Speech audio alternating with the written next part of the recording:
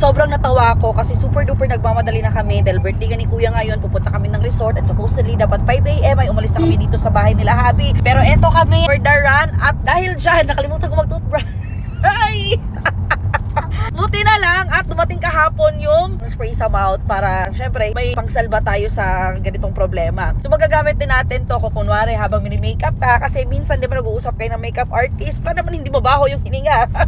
Or kapag nababiyahe ka kasi pagkagising mo, syempre kapag hindi tumutulo yung laway mo, nag-create yan siya ng amoy. First time ko mag-try ng ganito, peach siya na fresh breath spray at si Macy din hindi nakapag-toothbrush, spray din siya. Mga 2 to 3 times lang ilalagay sa bunganga. Lamig. You wanna try? Are you sure?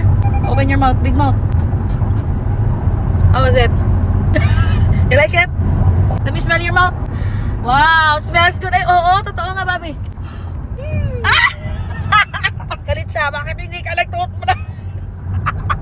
So, lifesaver ko to. Thank you so much. Very refreshing sa bunganga, guys. Mabango siya at first. Para siyang menthol type. Kasi parang, syempre, first time ko naninibago ako. Actually, guys, isa sa main reason kung bakit ako bumili nito. Kasi nga, dahil sa pagbubuntis ko, yung hormones ko, dumudugo po yung ngipin ko. Feeling ko parang nahuhulog yung buong ngipin ko talaga dito sa upper part. Tapos minsan sumasakit siya. Tsaka every time nagtututbrush ako, lumalabas yung dugo niya. So, nag-create po siya ng amoy. Nakala ko kailangan kong bumalik sa dentist ko sa BFF ko. Pero hindi pala. Sa pagbubuntis pala siya. Nangangamoy siya. Parang feeling ko nakakain ako ng rust. Ganun na mga time, nahihiya ako makipag-usap. Lalong-lalo na kunwari may mga followers na nakakakita sa akin, magpapapicture.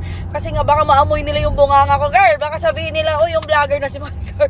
Ang baho ng bunganga. Hindi nga, dahil sa dugo. Minsan sa pag-smile, sa pag may magpapapicture, visible yung dugo. So, kailangan ko to. Sa mga may problema din dyan sa amoy or kailangan nyo din sa travel or kapag makeup kayo or what, lalagay ko siya sa yellow basket na makapag-checkout kayo.